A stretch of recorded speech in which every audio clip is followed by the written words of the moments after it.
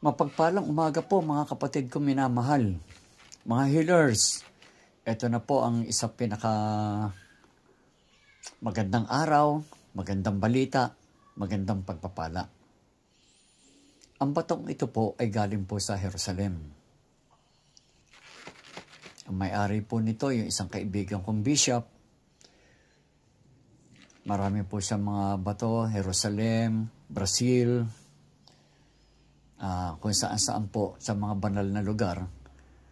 No, ito nga pong baton to, makakagawa po ako, binigyan niya po ako ng materyales, tinansya ko ang magagawa ko, makakagawa lang po ako dito ng mga 200 pieces. 200 pieces. Yun lang po. Pagkatapos po nun, wala na po. Kaya po, ang krus na ito, ang bisa po ng krus na ito, kahit na po walang ilaw ang bahay nyo, nagliliwanag po yan sa paningin ng mga espiritu. Lalo pa yung masasamang espiritu, nasisilaw po sila dyan. Napakalakas po ng enerhiya niyan at naglilinis po yan ng hangin, tubig, lahat po, pati sa kaisipan ng tao. Kaya mga mahal kong kapatid, samantalay natin ang pagkakataong ito. Kaya nga po, minamadali ko kasi nga po, hindi naman tatagal talaga. Yung 200 pieces, sandali lang po yan. Ngayon, ang nagkakahalaga po ang isang piraso ng 4,000 pesos ang isa. Pagkatapos po nun, wala na po. Hanggang 200 lang po. 4,000 po isa. Pero magandang balita po, ako na mismo ang magbibigay ng biyaya. Tinawagan din po ako na isang kaibigan ko, sponsor natin.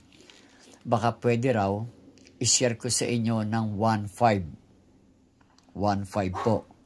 Kaya, first 100, 1,500 po. Yung natitirang 100, 4,000. Kaya po, magmadali tayo, no? Ako na po magsasabi sa inyo, hindi po talaga tatagal ang dahil ito bihirang-bihira po. At ang materialis pong ito ay napakahiwaga. Meron din po akong kaibigan sa Japan, meron din po silang ipinadadala mga bato, pero ito po, galing po ito ng Jerusalem. Kaya mga mahal kong kapatid, pagpalain po ang unang makakakuha ng gamit na ito. Napakahiwaga po ang banal na puting krus, Holy White Cross.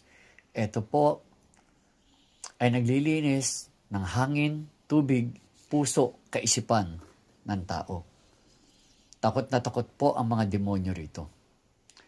Sige po mga mahal kong kapatid, maraming salamat po. Sa ngalan ng Diyos Ama, Diyos Anak, Diyos Espiritong Banal. Amen, Amen, Amen.